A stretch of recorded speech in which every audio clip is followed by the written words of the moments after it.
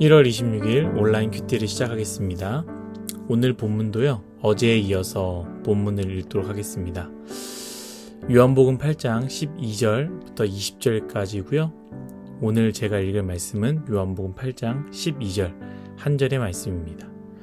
예수께서 또 말씀하여 이르시되 나는 세상의 빛이니 나를 따르는 자는 어둠에 다니지 아니하고 생명의 빛을 얻으리라. 아멘.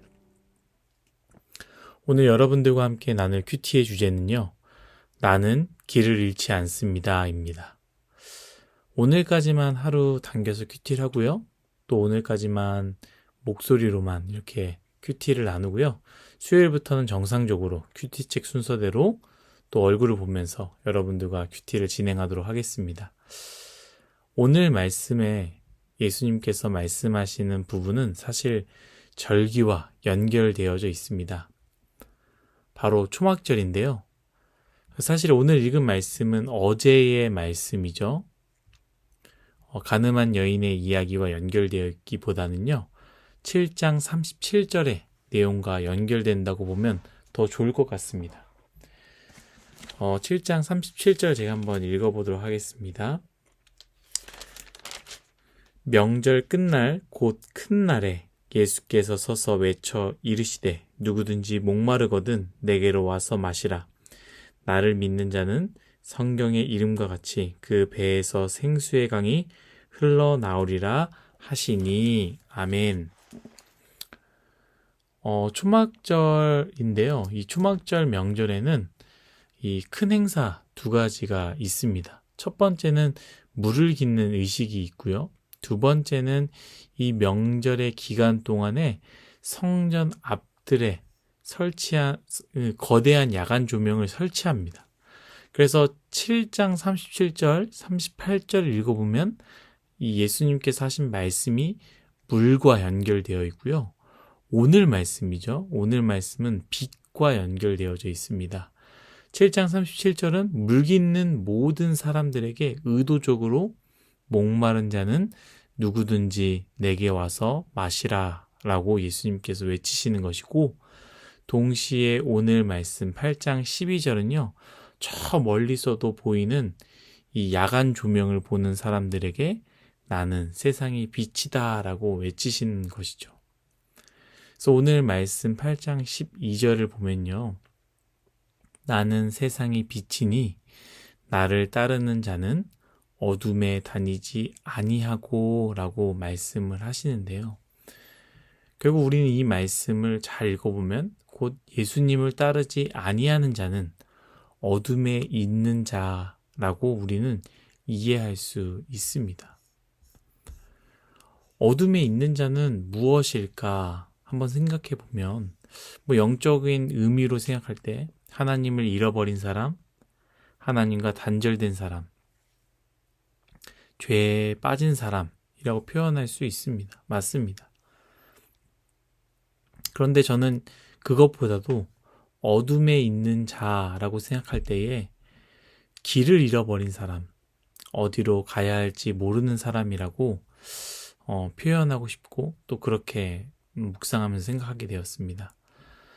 제 딸과 방에 있다가 불을 끄면요, 제 딸은 어리기 때문에 이게 두 가지를 꼭 얘기합니다. 첫 번째는 아빠 무서워 라고 말하고요, 두 번째는 아빠 깜깜해서 어디로 가야 할지 모르겠어 라고 말합니다.